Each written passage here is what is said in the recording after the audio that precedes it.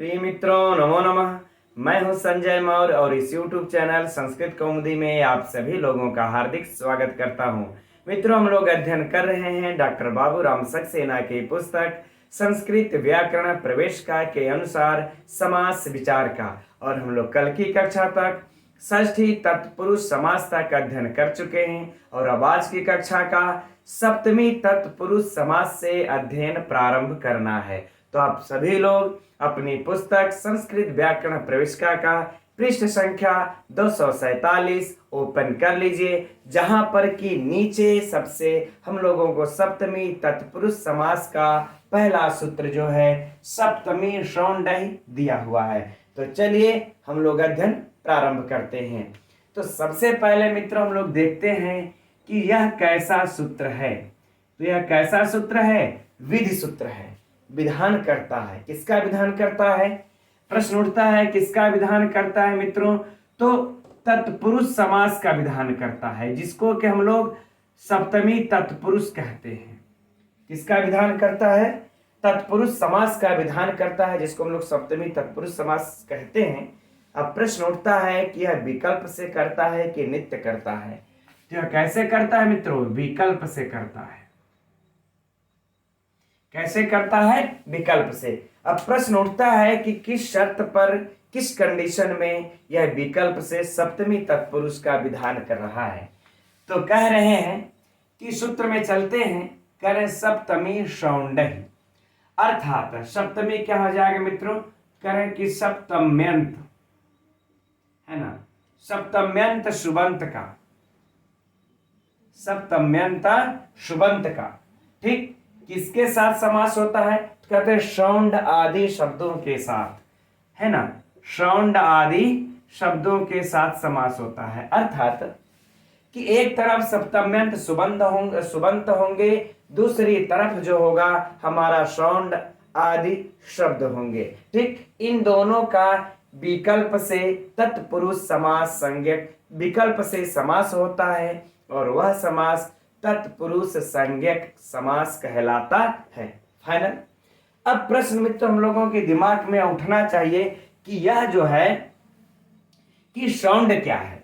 तो देखिए मित्रों, शौंड क्या है? एक गण है जिसमें कुछ वर्ण पठित हैं, जैसे कि शौंड हुआ, है ना, धूर्त हुआ, कीतव हुआ, है ना, ये सब इसी गण में पठित है ना।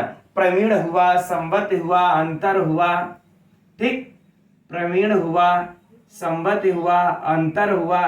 ठीक है, और इसी भी प्रकार से अधि, पटु, पंडित, कुशल, है ना, चपल, निपुण, इतने सब शब्द, है ना।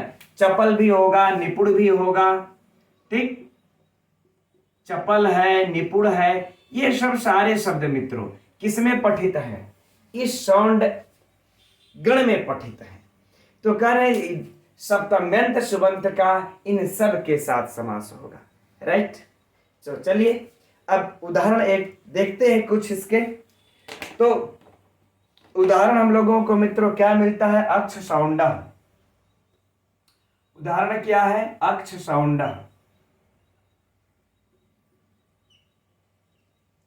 अक्ष सौंड।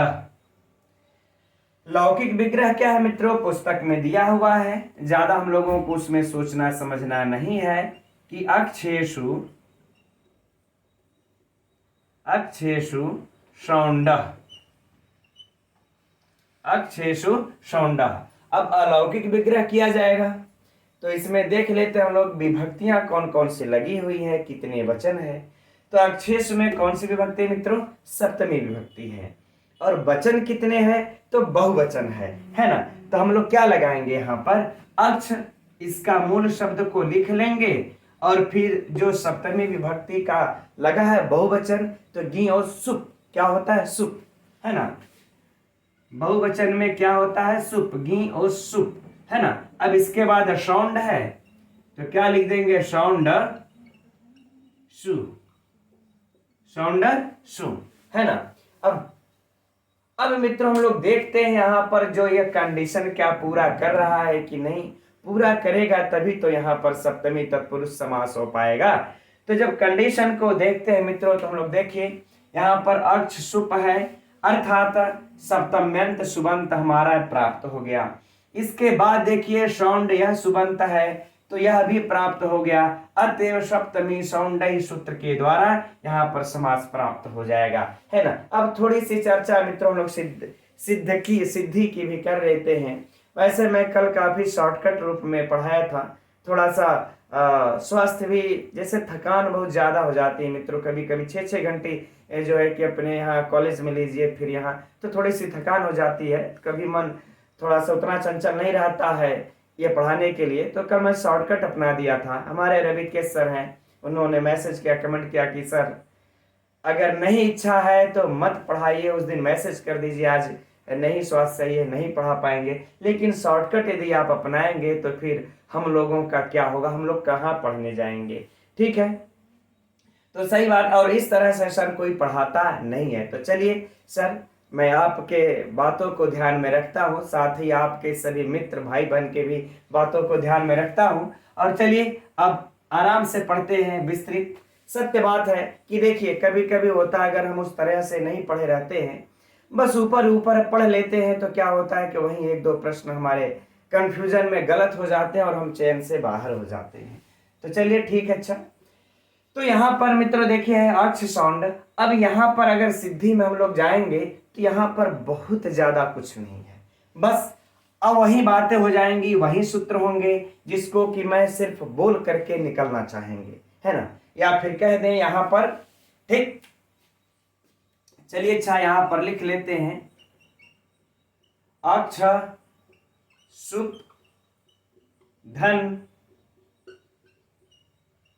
सौंड सु, है ना। यहां पर देखिए सप्तमी का बहुवचन, यहां प्रथमा का एक वचन।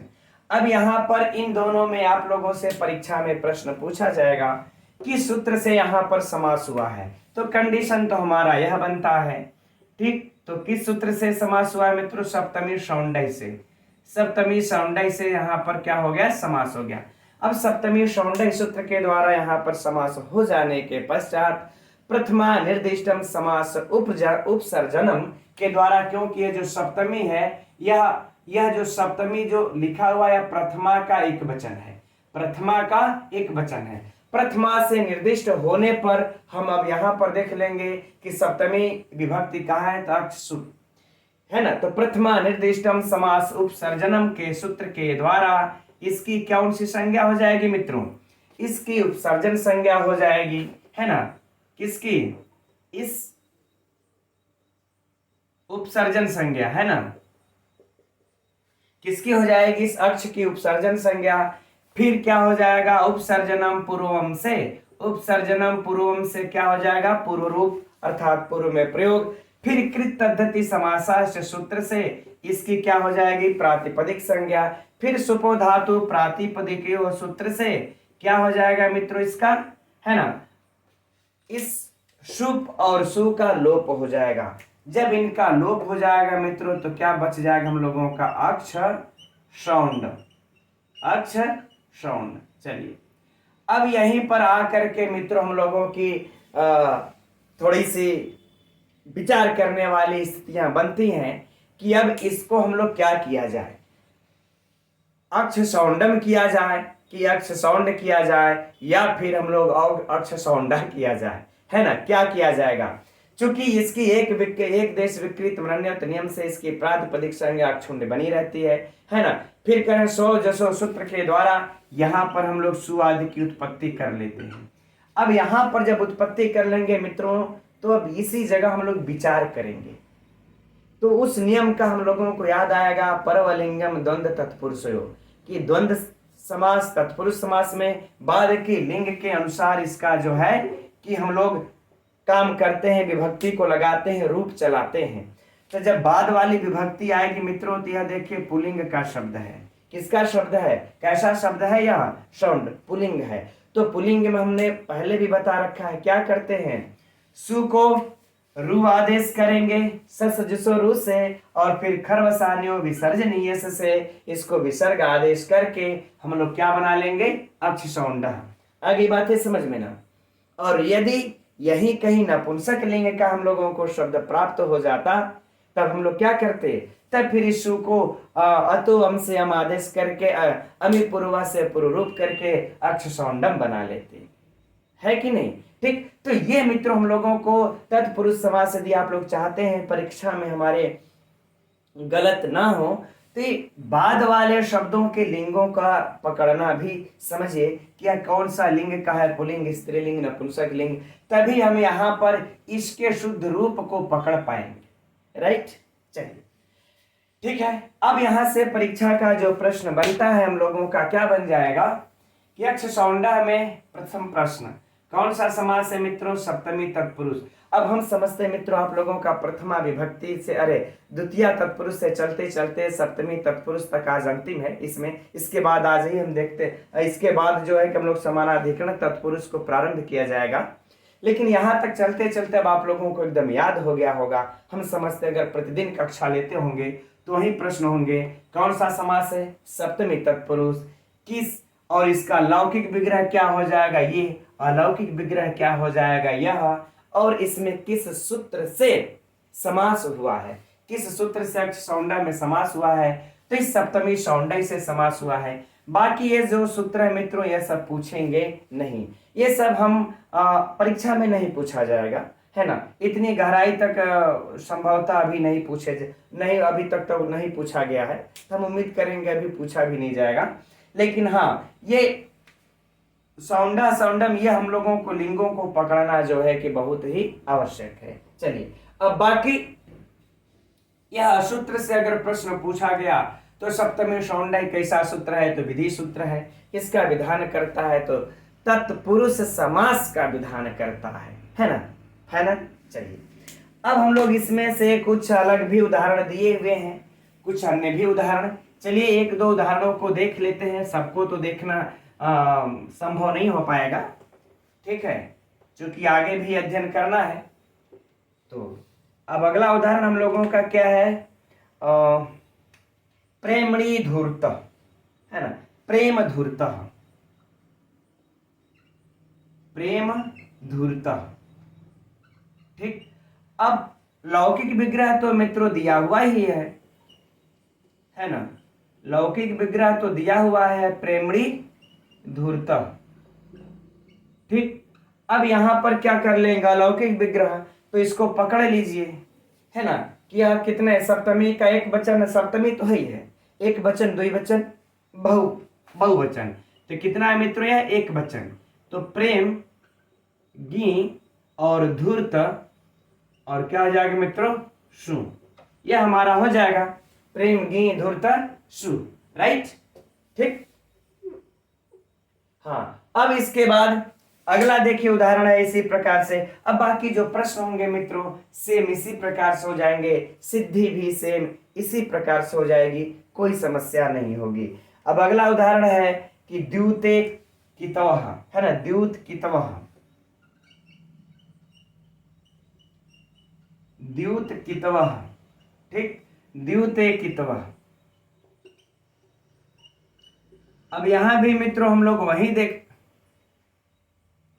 चलिए इसको अलग अलग ये कर लीजिएगा, ये समझ लीजिएगा, द्यूते कितवः। अब यहां पर भी मित्रों वही बात हो जाएंगे, द्यूत गी और जो है कि कीतव सु, कीतव सु। अब उसी प्रकार से मित्रों हम समझ रहे हैं जो आगे दिया हुआ है ना, सभायाम पंडितः, तो सभा जो है सभा सभा पंडितः, सभायाम पंडितः, सभा भी एक ही वचन है ना सप्तमी का, तो सभा गी पंडित सु। इसी प्रकार से हम बाकी सब मित्रों करते चले जाएंगे। बाकी अन्य जो उदाहरण है आप लोग अपने से देख सकते हैं और इसी प्रकार से इनका जो है प्रश्न भी बन जाएगा। ठीक, तो हम समझते हैं अब यह सप्तमी सौंडा ही सूत्र पूरा। अब चलते हम लोग अगले सूत्र की तरफ।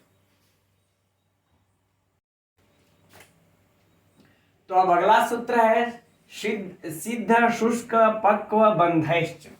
ठीक, तो देखते हैं मित्रों यह भी कैसा सूत्र है, विधि सूत्र है और विधान करता है। किसका विधान करता है, तत्पुरुष समास का विधान करता है। कैसे करता है, तो यह भी विकल्प से करता है।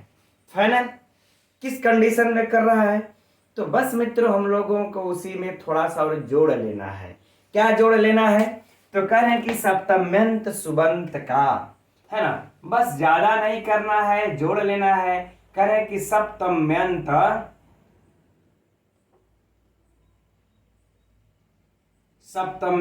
सुबंत का, एक तरफ फिर सप्तम्यंत सुबंत होंगे और दूसरी तरफ क्या होगा? सिद्ध, शुष्क, पक्व और बंध। कह रहे हैं इनका भी आप समास कीजिए, है ना, इनका भी। ठीक, सिद्ध, अब बाकी है चारों, कर सकते हैं।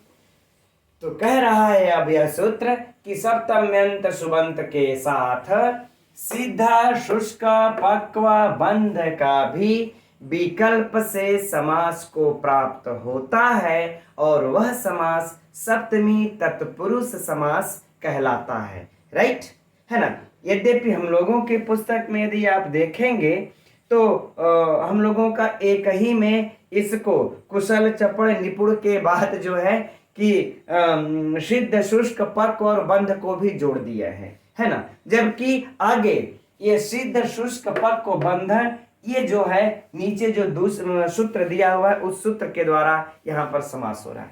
राइट, तो चलिए अब उदाहरण देखते हैं। तो उदाहरण में मित्रों हम लोगों की पुस्तक में सिद्ध का उदाहरण नहीं दिया हुआ है, शुष्क का दिया हुआ है, ठीक है ना। क्योंकि यहां पर हम लोगों का क्या दिया है? सभा पंडिता के बाद आतपे शुष्क, आतप शुष्क दे दिया। तो चलिए पहले हम लोग इसको देख लेते हैं, फिर हम सिद्ध का भी हम बता देते हैं, है ना। आतप शुष्क,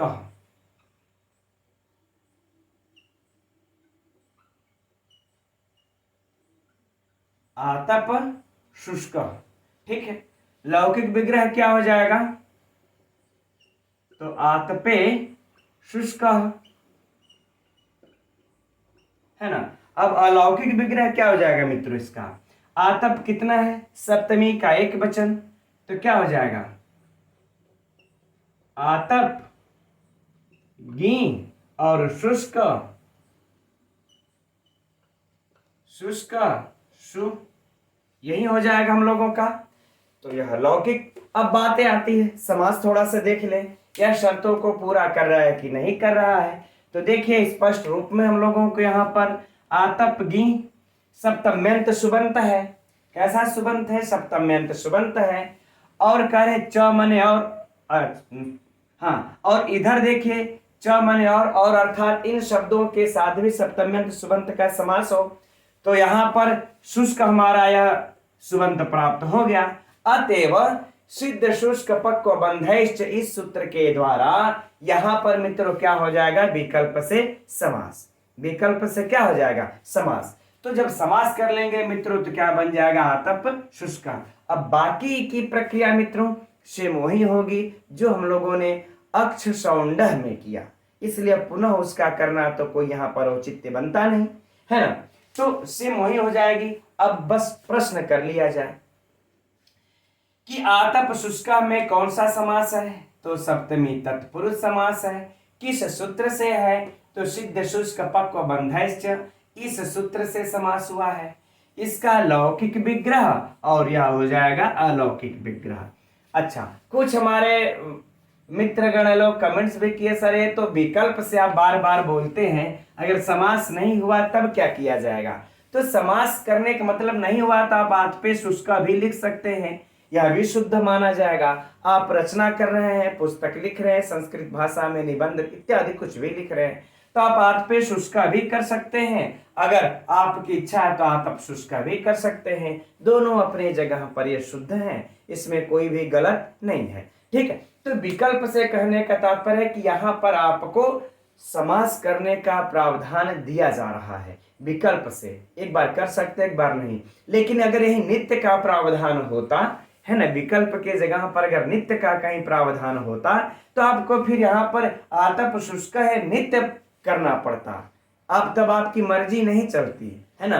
जैसे हम लोग जो है कि यहाँ तत्पुरुष समास में जब हम लोग पढ़ रहे थे ना, द्विजार्था, है ना, द्विजार्थम इत्यादि जो पढ़ रहे थे, ठीक है, तो वहां पर देखिए नित्य समास करना ही पड़ेगा। और जो व्यय भाव समास में पढ़े हम लोग, उपगंगम, उपकृष्णम, है ना, सहरी, इत्यादि, ये सब आपको नित्य समास करने ही पड़ेंगे, उसको अलग अलग आप इस तरह से वैकल्पिक में नहीं लिख सकते। राइट, चलिए, तो ये हो गया इसका एक उदाहरण। अब देखिए उसी प्रकार से मित्रों क्या दिया है, कटाहे पक्वः, है ना, कटाह पक्वः, कटाह पक्वः, कटाहे पक्वः।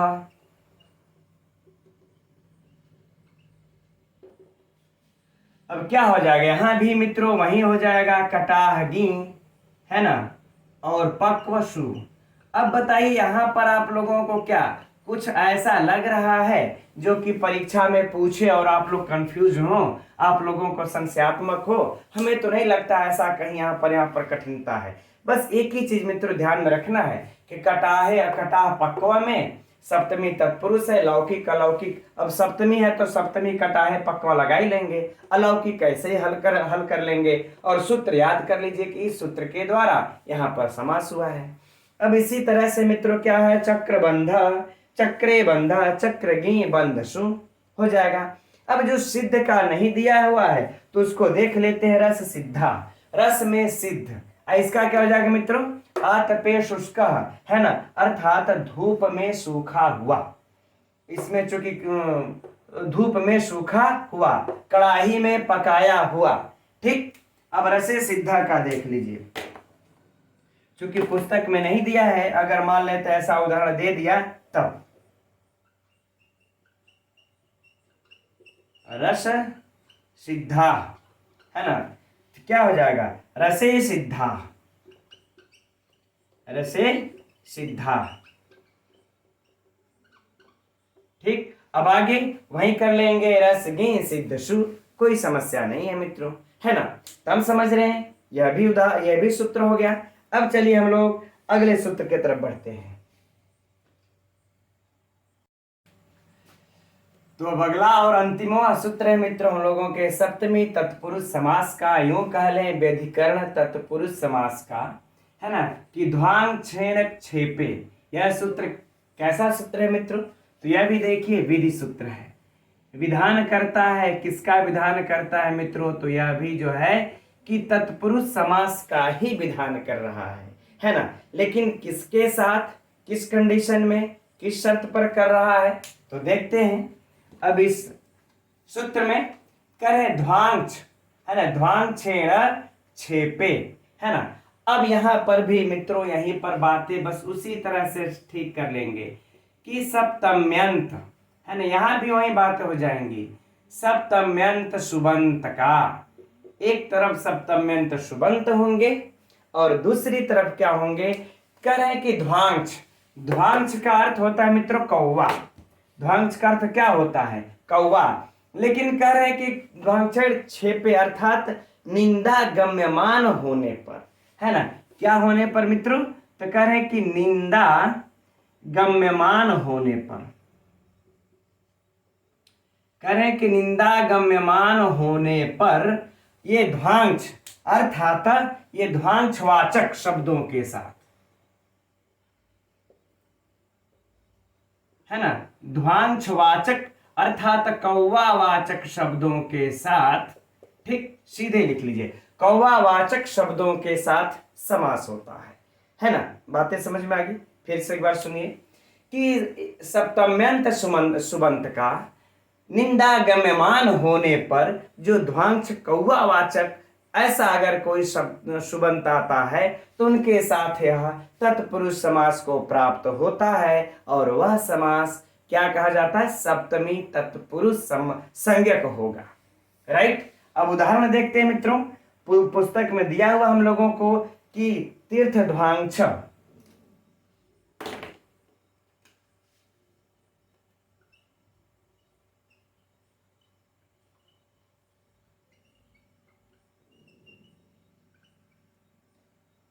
क्या है, तीर्थ, तीर्थ ध्वांच, इसका लौकिक विग्रह कर लेंगे कि तीर्थ ध्वांच,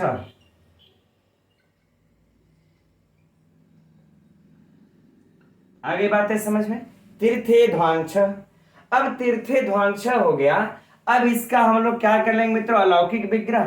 तो सप्तमी स्पष्ट दिख रहा है, हम लोग क्या कर लेंगे, तीर्थ गी और ध्वांग छ क्या कर लेंगे, सु।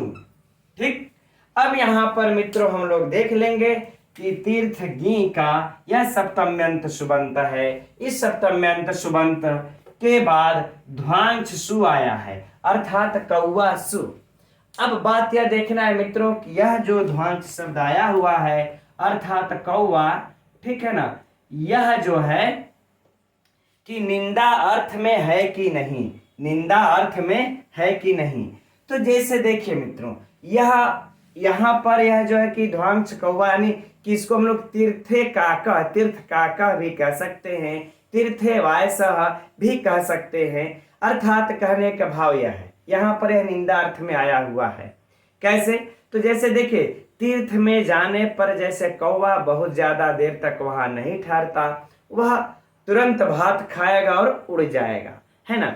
ठीक उसी प्रकार से यह तीर्थ ध्वांग ऐसे छात्रों के लिए, ऐसे विद्यार्थियों के लिए निंदा के रूप में प्रयोग किया जाता है, जो कि गुरुकुल में आने के बाद या विद्यालय में आने के बाद या फिर यूं कह लें कि कोचिंग में आने के बाद, हम यह भी कह सकते हैं कोचिंग में आने के बाद बहुत ज्यादा दिन तक नहीं ठहरते। अर्थात वह गुरुकुल में आए, है ना, अपना उन्होंने नामांकन कराया, कोचिंग में आए, नामांकन कराया और 2 दिन 4 दिन रहे, फिर वह टिक नहीं सके, चले गए, नहीं आए फिर। तो बहुत थोड़े अल्प समय तक ही जब वह रहेंगे वहां पर, तो उनको निंदित शब्द में प्रयोग करते हुए वो ऐसे छात्रों को, ऐसे विद्यार्थियों को क्या कहा गया मित्रों, तीर्थ ध्वांग छ, ऐसा प्रयोग करके कह रहे ये तीर्थ ध्वांग छ है ना, कि 2-4 दिन रहेगा फिर चला गया। ठीक, यह तीर्थ काका है, ऐसा भी हम कह सकते हैं, है ना। यही नहीं, आगे क्या हो जाएगा मित्रों, हम लोग इसका अगर देखेंगे कि तो हम लोग तीर्थ काका भी कह सकते हैं, तीर्थ काका। बस यहाँ ध्वांग मने कौआ, काक मने कौआ, है ना। और इसी को हम लोग तीर्थ वायसा भी कह सकते हैं, तीर्थ वायसा भी कह सकते हैं, तीर्थ वायसा भी कह सकते हैं। आगे बातें समझ में।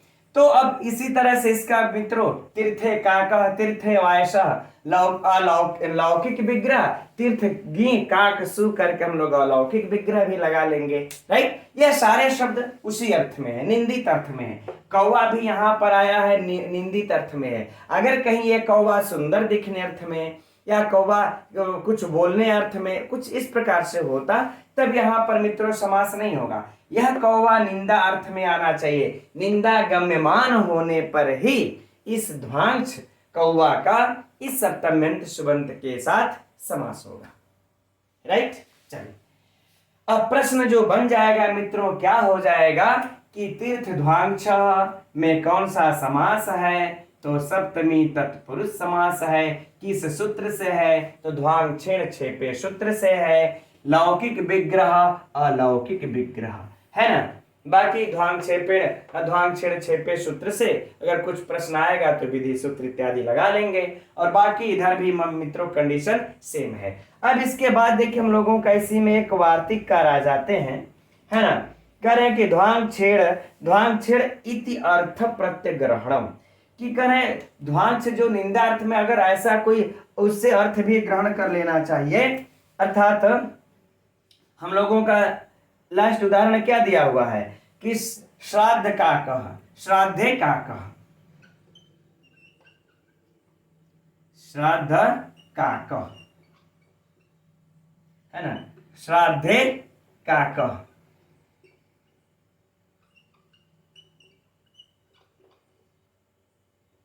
बाकी अब आगे का उदाहरण भी मित्रों सेम हो जाएगा। क्या, श्राद्ध गी और काकसु, और बाकी जो प्रश्न हो जाएंगे पूर्ववत हो जाएंगे। ठीक, तो अब मित्रों, तो अब यहां तक हम लोगों का यह समास समाप्त हो गया, लेकिन आज अभी काफी समय थोड़ा सा बचा हुआ है, तो चलिए हम लोग कुछ समानाधिकरण की भी चर्चा कर ही लेते हैं, है ना। समानाधिकरण की चर्चा कर लेते हैं, इसके बाद फिर कक्षा की समाप्ति किया जाएगा। तो अब मित्रों हम लोगों का व्यधिकरण तत्पुरुष समाप्त हो चुका है। हम लोगों ने द्वितीया, तृतीया, चतुर्थी, पंचमी, षष्ठी और सप्तमी तत्पुरुष का अध्ययन कर चुके हैं। अब उसके बाद हम लोगों ने जो पहले ही दिन मित्रों हमने आप लोगों को जो रूपरेखा खींची थी, अब उसका हम लोग दूसरा पार्ट अर्थात समानाधिकरण है ना, जो एक व्यधिकरण भेद समाप्त हो गया। अब समानाधिकरण का आज से ही अध्ययन हम लोग प्रारंभ कर देते हैं, क्योंकि अभी भी समय थोड़ा सा शेष है, अध्ययन कर सकते हैं हम लोग।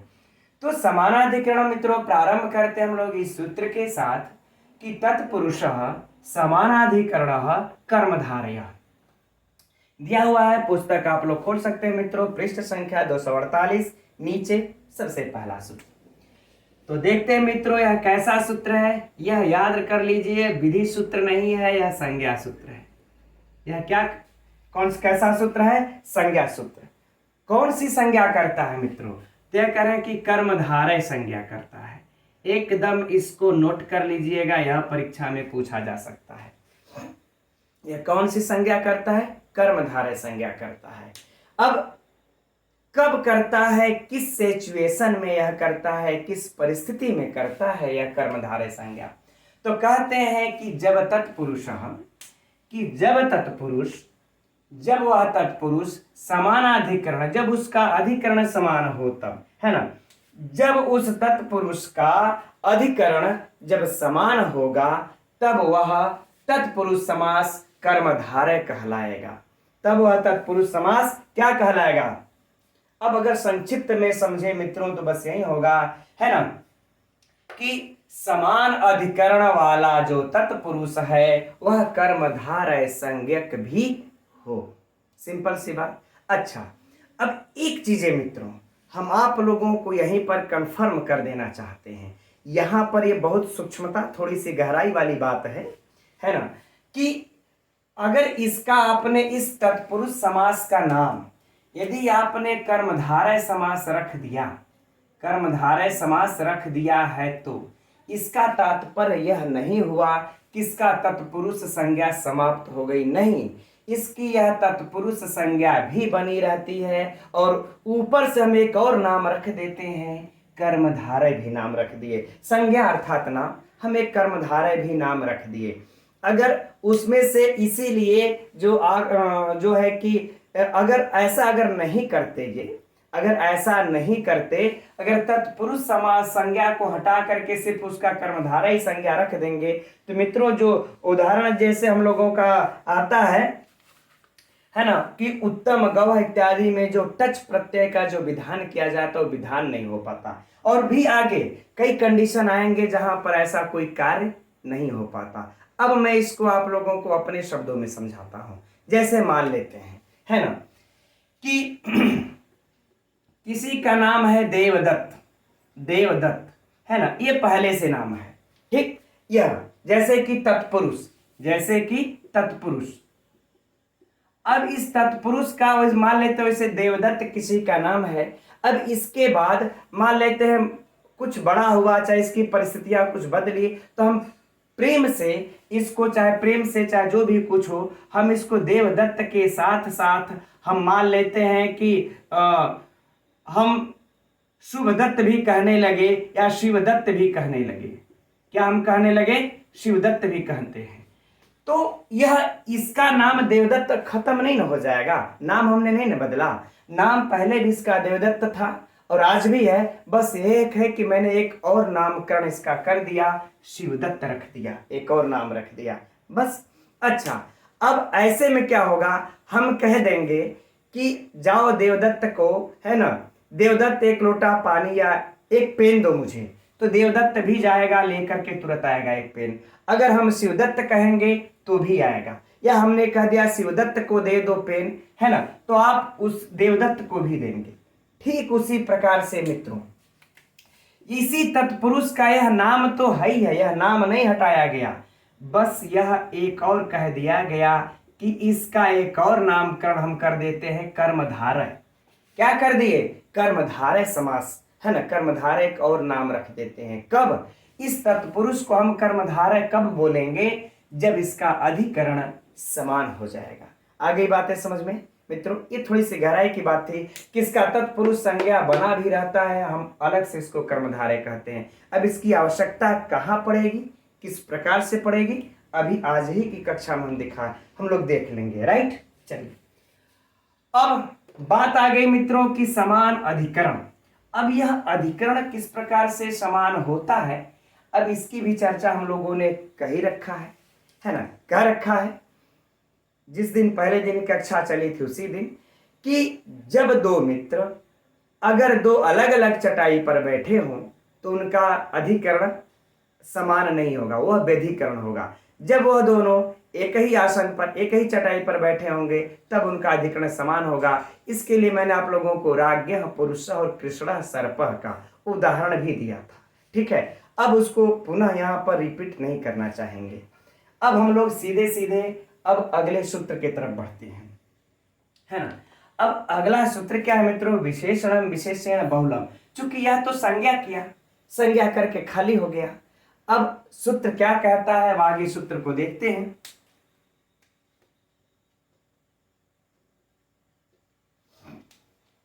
तो विशेषणम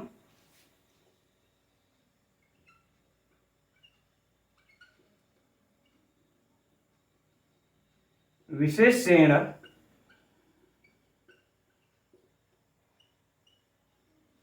बहुलम,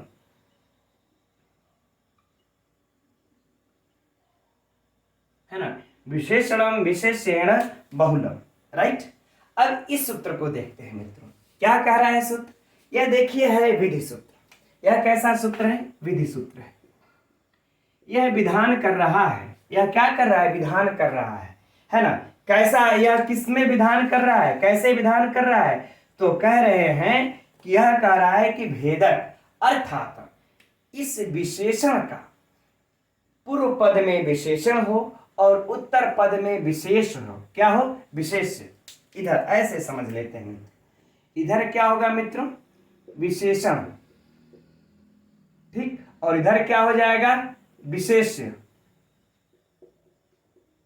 है ना। तो कह रहे हैं कि इन दोनों के समास का विधान कर रहा है कौन सा सूत्र, विशेषणम विशेषण बहुलम सूत्र, है ना। इन दोनों का क्या कर रहा है, समास, कि एक विशेषण हो गया, इधर क्या हो गया, विशेष, तो इनका आप समास कर दीजिए।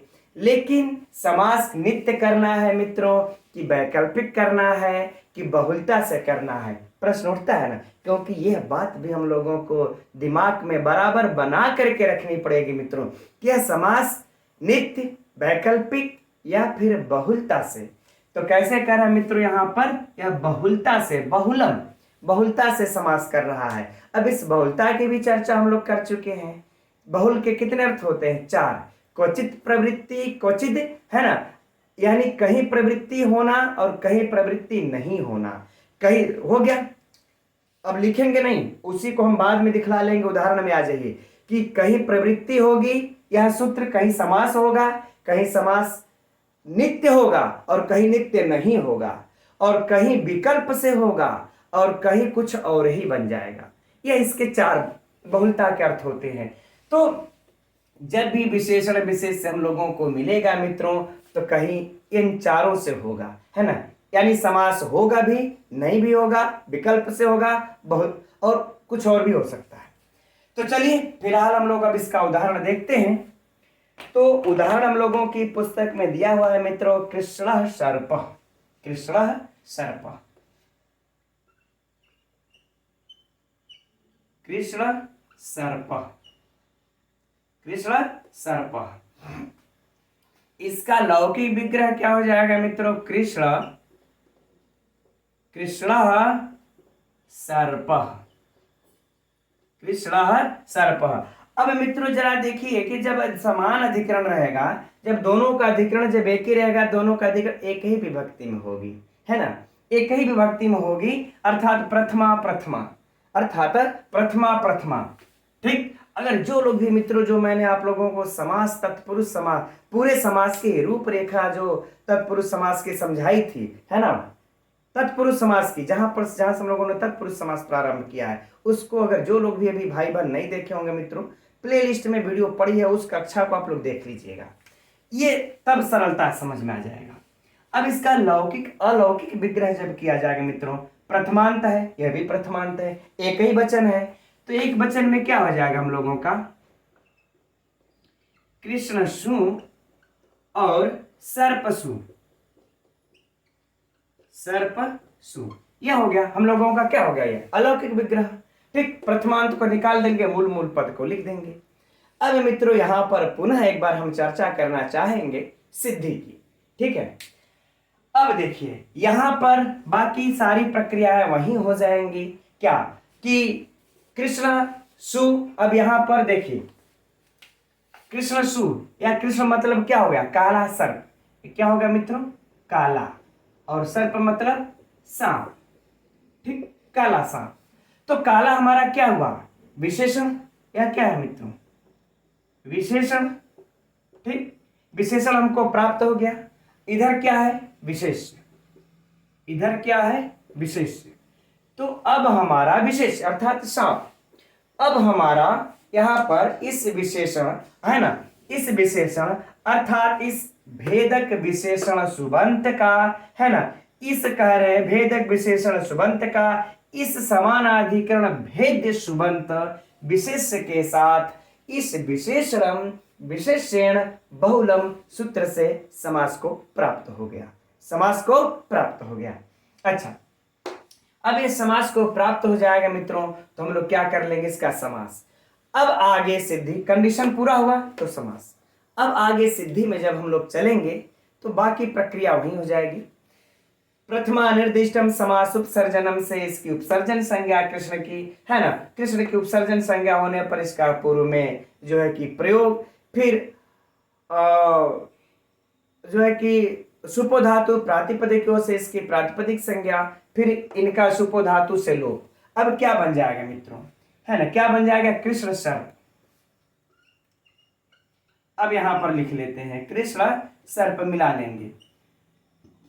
अब जरा बताइए, जो बात हम इस सूत्र की बात कर रहे थे है ना, अब इसी सूत्र में आप लोगों को लेकर के चल रहे हैं मित्रों, कि अब यहां पर कृष्ण सर्प हो गया, तो अब यहां पर हम लोग ऐसे तो प्रयोग करेंगे नहीं, है ना, चाहे लेखन में चाहे जो है कि वक्ता के रूप में, ऐसे तो प्रयोग कर नहीं सकते।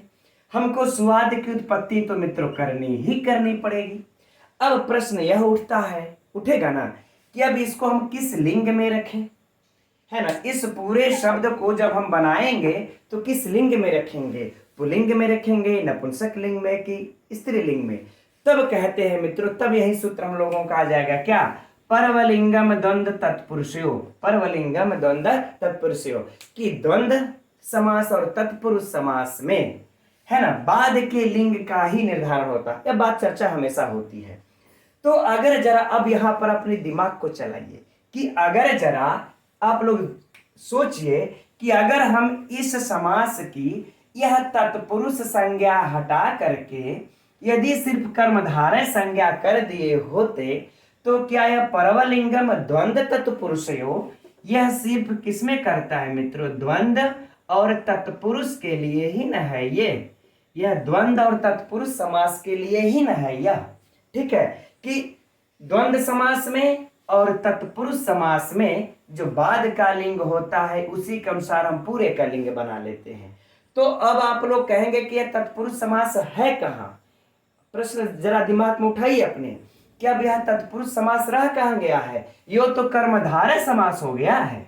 ये कौन सा समास हो गया, कर्मधारय समास हो गया है। अब कर्मधारय समास में तब हम सर्प बाद वाले लिंग के अनुसार कैसे सुआदि की उत्पत्ति कर सकते हैं। कर्मधारय के लिए आप कोई विधान बताइए कि उसमें लिंग का विधान हम कैसे करेंगे, है ना।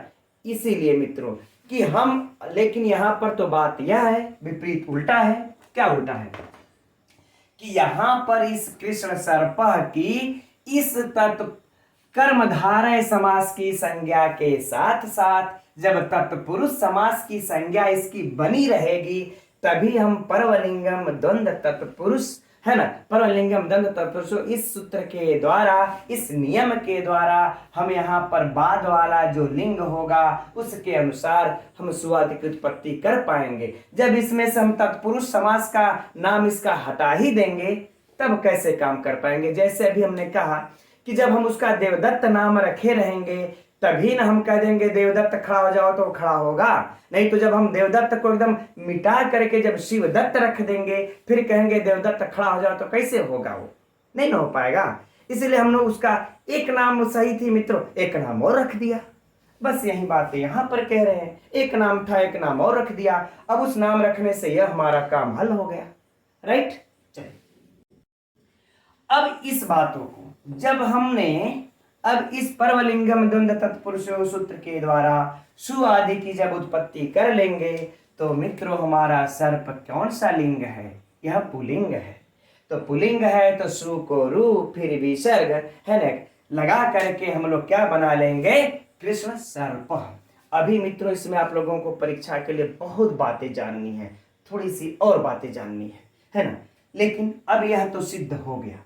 राइट, चलिए अब यह सिद्ध हो गया है, अब इसमें हम समझते हैं कि कुछ भी अब ऐसा नहीं रह गया कि जानने के लिए। अब लेकिन अब एक प्रश्न आप लोगों के प्रश्न दिमाग में उठना चाहिए मित्रों, अगर प्रश्न नहीं उठ रहा है तो हम उठाते हैं कि सर आप लोग कहिए कि सर आपने यह बताया है कि बहुलता के 4 अर्थ होते हैं, आपने यह बताया बहुलता के 4 अर्थ होते हैं, ठीक है ना, कि कहीं विकल्प से समास होगा, कहीं नित्य होगा, कहीं नित्य होगा ही नहीं, और कहीं कहीं पर तो वह कुछ और ही हो जाएगा। तो इन 4 अर्थों में से किस अर्थ में कृष्ण सर्प में समास हुआ है, आप लोगों के मन में यह प्रश्न तो उठना चाहिए ना। चलिए उठाते रहिए और अभी आप लोग कमेंट्स करते रहिए, चर्चा करते हैं फिर हम। अब इसके बाद मित्रों हम लोगों का देखिए अगला उदाहरण है नीलोत्पलम। नीलोत्पलम,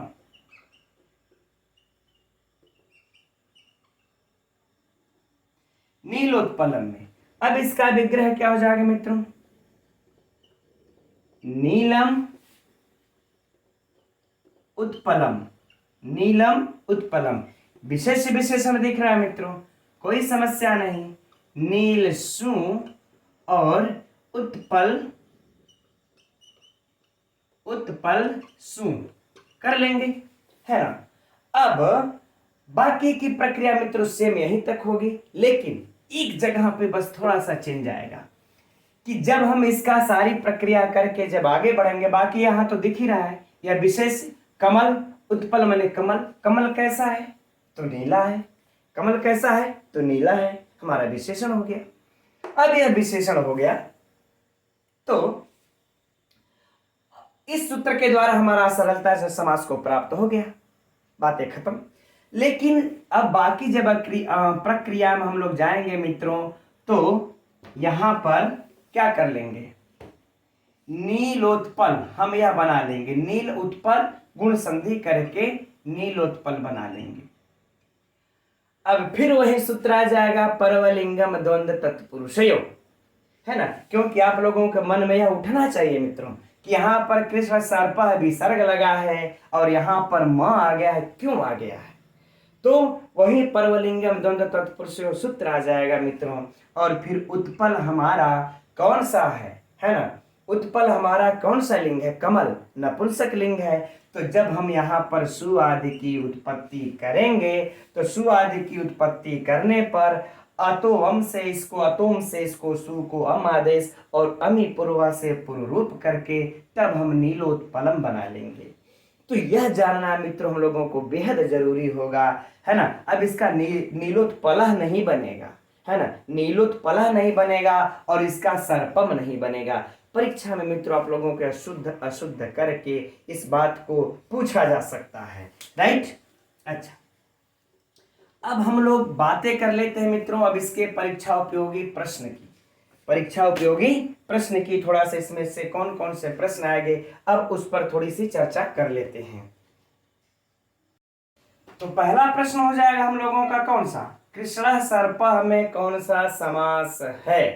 तो मित्र कौन सा समास है, कर्मधारय समास है, तब तत्पुरुष को नहीं लगाइएगा कि आप तो सर कहे थे कि इसकी तत्पुरुष संज्ञा भी बनी रहती है। तो ऐसा नहीं करना। जब हमको कहीं आवश्यकता पड़ेगी, जैसे कि परवलिंगम द्वंद्व तत्पुरुष हो चाहे टच इत्यादि का विधान करना होगा, तब तत्पुरुष संज्ञा का हम सहारा लेंगे। ऐसे परीक्षा में नहीं कि सर आपने बताया था कि इसका तत्पुरुष संज्ञा है तो तत्पुरुष मार दे, नहीं। यह जब समान अधिकरण हो गया तो कौन सा समास हो गया मित्रों, इसमें कर्मधारय समास हो गया। दूसरा प्रश्न किस सूत्र से है, तो विशेषणम विशेषण बहुलम से, इसको मत मारिएगा, या तो बस संज्ञा करता है यह इसकी अब अच्छा ये प्रश्न पूछा जा सकता है, अभी दिमाग में आ गया कि कृष्ण सर्प की कर्मधारय संज्ञा किस सूत्र से हुई। कृष्ण सर्प की कर्मधारय संज्ञा किससे होगी मित्रों, तो आप तब इससे आप लोग कर सकते हैं। लेकिन अगर होगा कि किससे इसमें समास का विधान हुआ है कर्मधारय का, तब आप लोग इसको मारेंगे, है ना, तब इसको मारेंगे। तो ठीक 3 प्रश्न बन गए। पहला प्रश्न कृष्ण सर्पा में कौन सा समास है, कर्मधारय समास। दूसरा प्रश्न किस सूत्र से है कर्मधारय समास, विशेषणम विशेषण बहुलम से है कर्मधारय समास। तीसरा प्रश्न किस सूत्र से इसकी कर्मधारय संज्ञा हो जाती है, तो ये वाला सूत्र मार देंगे, राइट। इसका लौकिक विग्रह अलौकिक विग्रह फाइनल। अब वही प्रश्न मित्रों यहां पर हो जाएगा नीलोत्पलम के लिए, वही चारों प्रश्न सेम हो जाएगा, कोई समस्या नहीं। अच्छा, अब यहां पर मित्रों पुनः कह देना चाहेंगे आप लोगों से, विसर्ग न पुल्लिंग न पुंसकलिंग स्त्रीलिंग का ध्यान रखिएगा, है ना। अब बाकी अगला जो प्रश्न पूछा जाएगा यहां से विशेषणम विशेषण बहुलम कैसा सूत्र है, तो विधि सूत्र है। यह कैसा सूत्र है, तो संज्ञा सूत्र है। कर्मधारय संज्ञा करने वाला सूत्र कौन है, 4 ऑप्शन दे देगा, उसमें से अगर ये है तो इसको लगा दीजिएगा, ठीक है ना।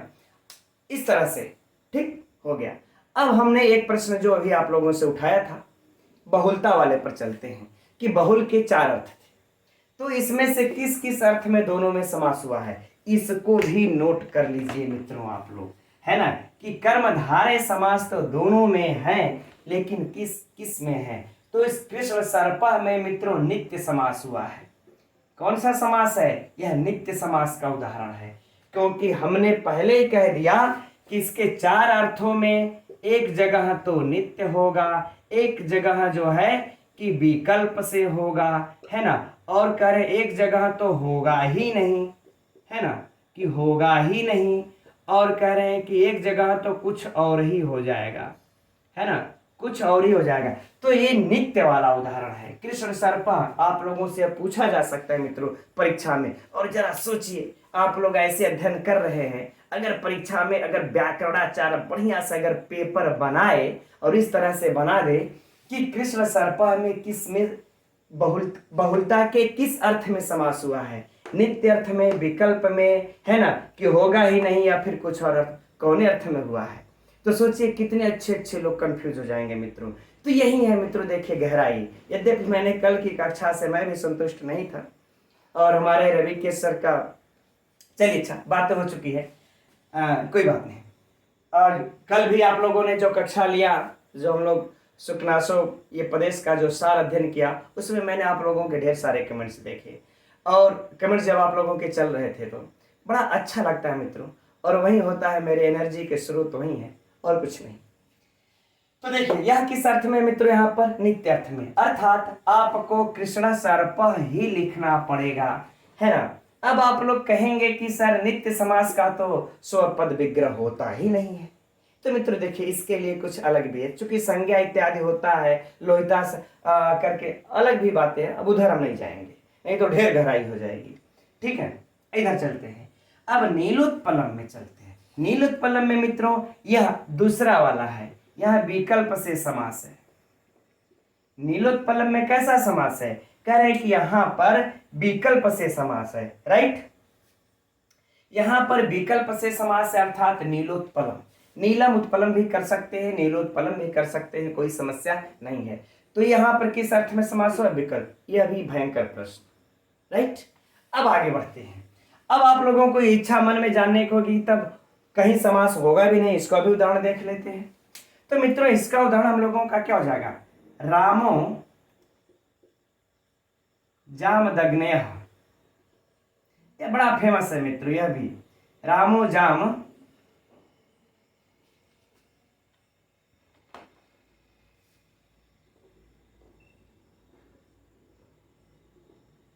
दग्नेय, इन होगा ठीक। अर्थात जमदग्नि का पुत्र राम अर्थात परशुराम, यहां रामा रहेगा प्रथमा, है ना। तो दोनों देखिए समान अधिकरण है, दोनों समान अधिकरण है ठीक। अर्थात जहां जहां राम जाएंगे तहां तहां जमदग्नि का, जहां जहां परशुराम जाएंगे वहां वहां जमदग्नि के पुत्र राम का भी नाम जाएगा। तो दोनों समान अधिकरण है, किंतु यहां पर समास नहीं होगा मित्रों, क्योंकि यह बहुलता से का। अब आप लोगों के मन में यह भी विचार उत्पन्न होता होगा, क्योंकि इस विचारधारा को लिए हुए हमारे पास एक सर का फोन आया था और वो कहने लगे सर कि मतलब व्याकरण से संबंधित था, छोड़ देते हैं हम उसको, इसी पर समझ लेंगे कि अब आप लोगों के भी दिमाग में प्रश्न उठता होगा कि सर यह समास क्यों नहीं होगा, है ना। उठना चाहिए कि सर आपने यहाँ पर तो समास इस तरह से किया, यहाँ पर क्यों नहीं कर रहे हैं। तो देखिए मित्रों, इसका सीधा सा उत्तर है कि पहले लोक में भाषा आई, फिर उसके बाद व्याकरण आया है ना। पहले कौन आई? भाषा, फिर व्याकरण आया है। तो जब भाषा आई है तो भाषा में जो है कि यहाँ पर समास कहीं नहीं देखा गया, है ना, कि नहीं ऐसा भी लोग बोले हों, ऐसा भी लोग रचना किए हों, ऐसा भी लोग लिखे हों, ऐसा कहीं नहीं देखा गया। इसलिए कह रहे कि अब उसी भाषा को लेकर के ना हम व्याकरण हम बनाते हैं कि यार यहाँ के लोगों की जो ये भाषा है इसके ये नियम है। व्याकरण क्या उन्हीं का नियम है, तो ये नियम है। तो ये जो मित्रों देखा गया लोक में नहीं था, इसलिए आचार्य पाणिनि को लिखना पड़ा कि विशेषण विशेषण का बहुलता के साथ इनको लिखना पड़ा, है ना।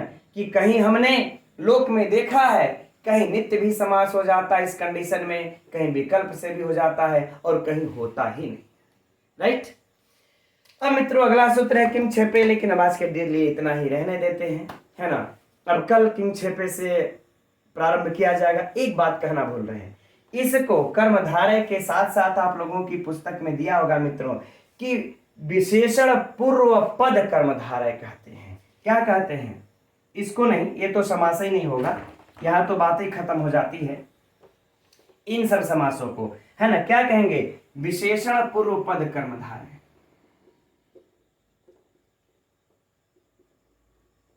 विशेषण पूर्व पद कर्मधारय कहेंगे, राइट। चलिए, है ना। तो अब आज के लिए मित्रों इतना हम लोग रहने देते हैं। अब शाम की कक्षा है तो देखते हैं, हो सकता है कि न भी चल पाए, है ना, क्योंकि शाम में कुछ व्यस्त हैं कहीं। फिर भी अगर हम प्रयत्न करते हैं, अगर समय मिलता है तो निकाल के मित्रों फिर शाम को, चूंकि आज हम लोगों को कादम्बरी का मंगलाचरण अध्ययन करना है, कल भी लाइव कक्षा में चर्चा इसकी हो चुकी है, तो फिर उसका अध्ययन किया जाएगा। ठीक है मित्रों, तब तक के लिए नमो नमः।